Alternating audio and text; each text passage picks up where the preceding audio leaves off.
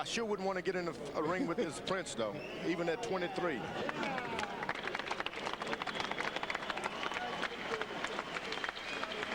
Applause in the ring for Wilfredo Vasquez, and after some harsh moments between the two, the Puerto Rican veteran grins from ear to ear as he hugs Hamed and acknowledges the younger fighter's superiority here tonight.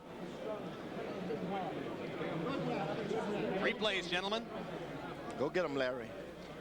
Well, let's see that one punch, a right followed by a left. That was two, George. Yeah. And right there by that time, Vasquez's snorkel was just barely above the water. Whoa.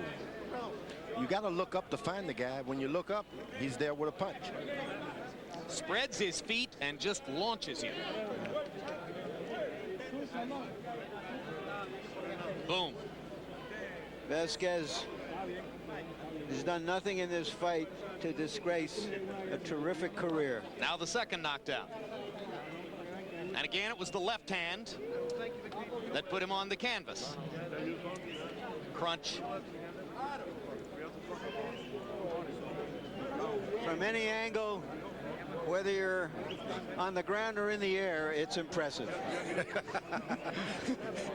And here's the finish of the fight, and it was that left hand that prompted Rodriguez to jump in and say, enough's enough. Remember, it was a left hand shot just like those that you saw there that finished Kevin Kelly in Madison Square Garden. Steps in and calls a halt to the bout. The official time, 2 minutes, 29 seconds of round number 7. The winner and still champion, and because of this, his victorious 10th world title defense is recognized by the WBO as Super World Champion, Prince Naseem.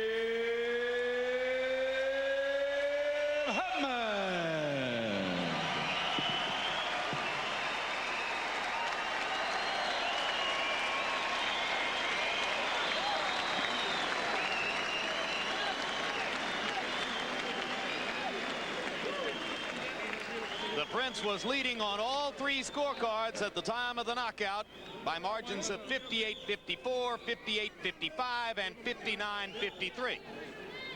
Boy, he's committed to dancing. Even when the guy's on the floor, he did a little strut or two.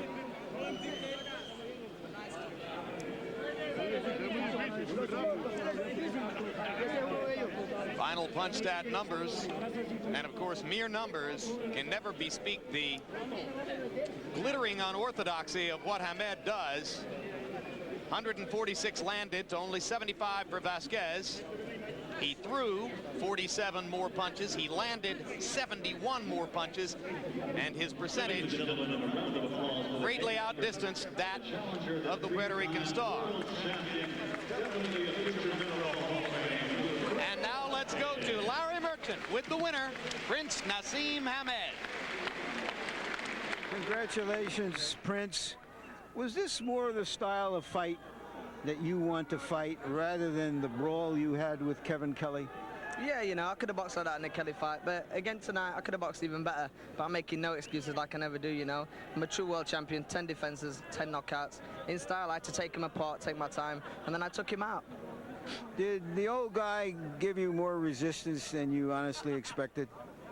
He was a really, really good champion, and I give him credit so more than before I boxed him, you know. He's a really good fighter, but I want to show all America that I'm the best featherweight in the world, and I've done that tonight. He was the world champion. He was world champion tonight, and I was world champion.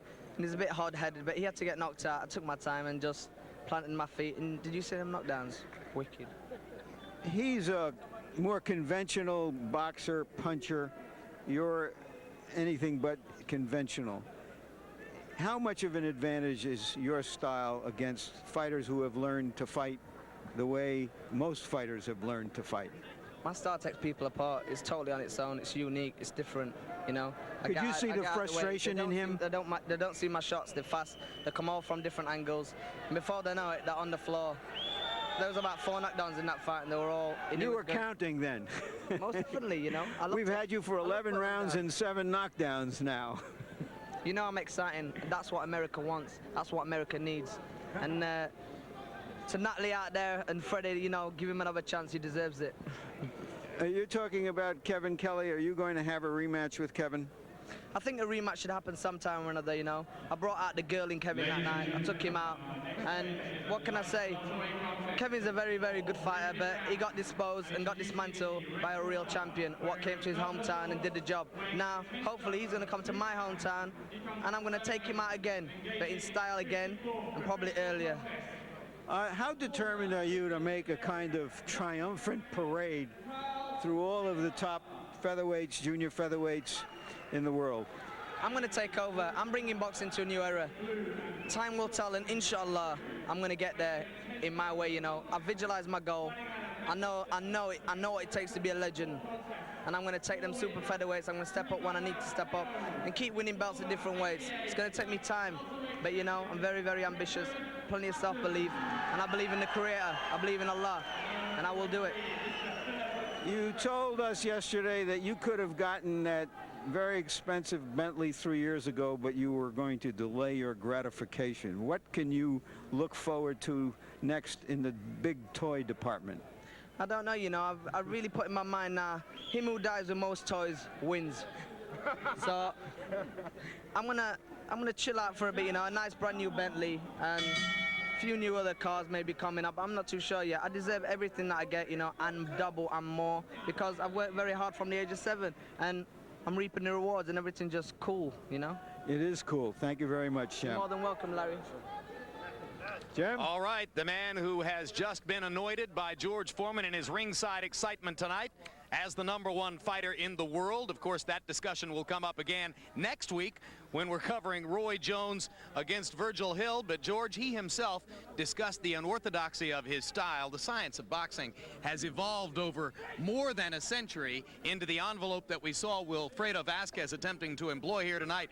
10 years from now, are we going to see fighters in all weight classes standing with their feet wide apart, leaping from one stance to another and